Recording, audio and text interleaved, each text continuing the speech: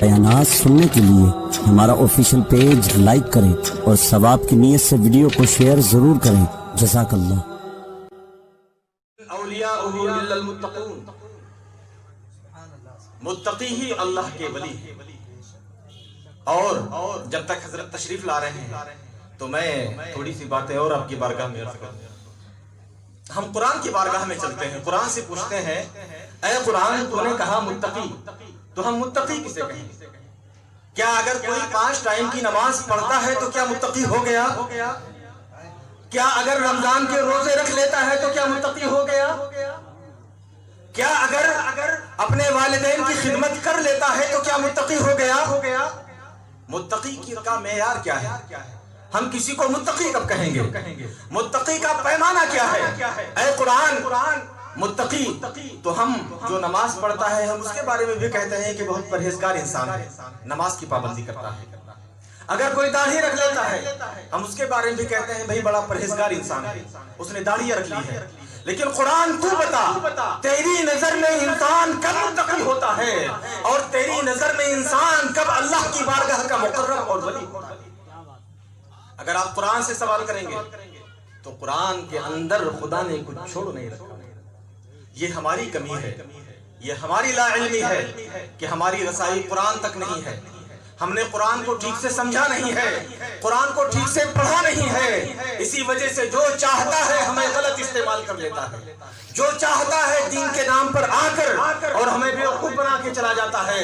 اے میرے محترم، پرہیزگاری لمبے جبے کا نام نہیں ہے، پرہیزگاری بڑے عمامے کا نام نہیں ہے، پرہیزگاری کسی خانقاہ سے وابستہ ہونے یا خانقاہ کا فرد ہونے کا نام نہیں ہے، بلکہ پرہیزگاری کے بارے میں اللہ تعالیٰ ارشاد فرماتا ہے انہم کانوا قبل ذالک محسنین، کہ پرہیزگار وہ ہیں جو دنیا میں جب تھے تو وہ محسنین تھے، مقام احسان پر فائز تھے۔ اور مقام احسان کیا ہوتا ہے؟ محسن کون ہوتا ہے؟ تو سرکار کی بارگاہ میں چلیے، سرکار کی بارگاہ میں عرض کیجئے کہ یا رسول اللہ یہ احسان کیا ہوتا ہے؟ تو اے میرے محترم صحابہ کرام بیان کرتے ہیں کہ ہمارے آقا جلوہ فرما تھے، صحابہ کرام ہمارے آقا کو گھیرے ہوئے بیٹھے تھے۔ ایک شخص آتا ہے جس کے سفید کپڑے ہیں، کالے بال ہیں، آگے سرکار کی بارگاہ میں بیٹھ جاتا ہے۔ سرکار فاروق اعظم فرماتے ہیں کہ ہم میں سے اسے کوئی پہچانتا نہیں تھا، تو ایسا محسوس ہو رہا تھا کہ شاید یہ کہیں دور سے آیا ہوا ہے، کیونکہ ہم میں سے کوئی پہچان نہیں رہا ہے۔ تشریف رکھیں۔ سرکار فاروق اعظم کہتے ہیں ہم میں سے کوئی پہچان نہیں رہا تھا، تو اس سے محسوس ہو رہا تھا کہ یہ کہیں دور سے آیا ہے، کیونکہ اگر مقامی ہوتا تو کوئی نہ کوئی اس کو پہچان رہا ہوتا۔ فرماتے ہیں لیکن اس پہ سفر کے آثار نہیں دکھ رہے تھے، کیونکہ اس زمانے میں جو سفر ہوتا تھا یا تو پیدل ہوتا تھا یا تو گھوڑے سے ہوتا تھا، تو اگر گھوڑے سے سفر ہو رہا ہے تب بھی کپڑوں پہ گرد و غبار آ جائے گی، اگر پیدل سفر کر رہا ہے تب بھی کچے راستے ہوا کرتے تھے، کپڑوں پہ کچھ گرد و غبار آ جائے گی۔ تو سرکار فاروق اعظم کہتے ہیں کہ اس کا معاملہ سمجھ میں نہیں آ رہا تھا، کپڑے بھی گندے نہیں تھے اور ہم میں سے کوئی پہچانتا بھی نہیں تھا، تو سمجھ میں نہیں آ رہا تھا کہ آخر کون ہے اور کہاں سے آیا ہے۔ وہ بارگاہ مصطفیٰ میں حاضر ہوتا ہے، اس نے چند سوالات کیے، ان سوالات میں ایک سوال یہ بھی تھا مل احسان، یا رسول اللہ یہ بتائیے کہ یہ احسان کیا ہوتا ہے؟ اے ایمان والو مصطفیٰ کا جواب سنو اور اپنے ایمان اور علم کو مستحکم کرو۔ پیغمبر خدا صلی اللہ علیہ وسلم ارشاد فرماتے ہیں کہ احسان یہ ہے ان تعبد اللہ کأنک تراہ فإن لم تکن تراہ فإنہ یراک۔ احسان یہ ہے کہ تم اللہ کی عبادت اس انداز میں کرو کہ گویا تم خدا کو دیکھ رہے ہو، اور اگر یہ خیال نہ جم پائے کہ میں خدا کو دیکھ رہا ہوں تو کم سے کم یہ رہے کہ خدا تم کو دیکھ رہا ہے۔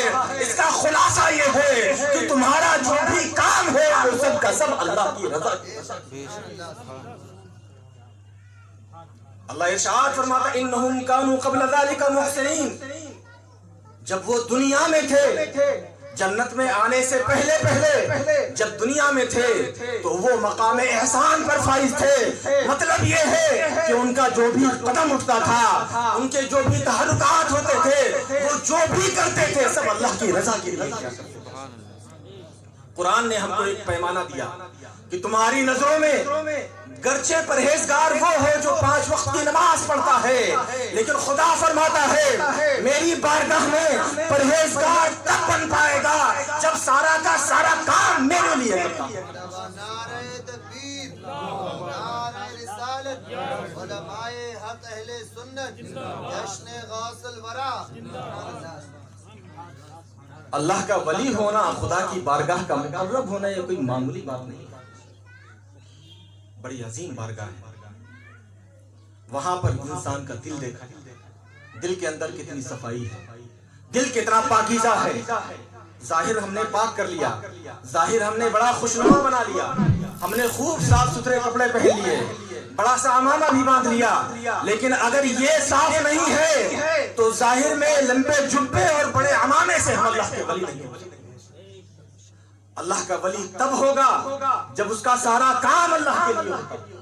پرہیزگار خدا کی بارگاہ میں تب مانا جائے گا جب اس کا سارا کام اللہ کے لیے ہوتا ہو، وہ نماز پڑھتا ہو وہ بھی اللہ کے لیے پڑھتا ہو، اس لیے نہ پڑھتا ہو کہ ہم نماز پڑھیں تو لوگ ہم کو نمازی سمجھنے لگیں گے، وہ تسبیح پڑھتا ہو تو وہ بھی اللہ کے لیے پڑھتا ہو، تسبیح لوگوں کو دکھانے کے لیے نہ پڑھتا ہو، تسبیح اس لیے ہاتھ میں نہ لیتا ہو کہ ہم تسبیح لے کر کے اپنا ایک فوٹو نکلوا لیں اور اس کے بعد سوشل میڈیا پر ڈال دیں، پورے میں پھیل جائے، ارے سبحانی کے ہاتھ میں تو تسبیح رہا کرتی ہے۔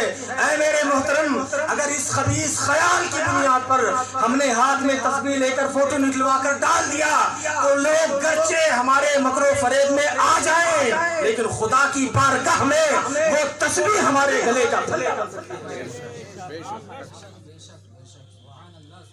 اللہ کی بارگاہ میں تب کوئی مقرب ہوتا ہے، اللہ کی بارگاہ میں تب مقبول ہوتا ہے جب اس کا سارا کام اللہ کے لیے،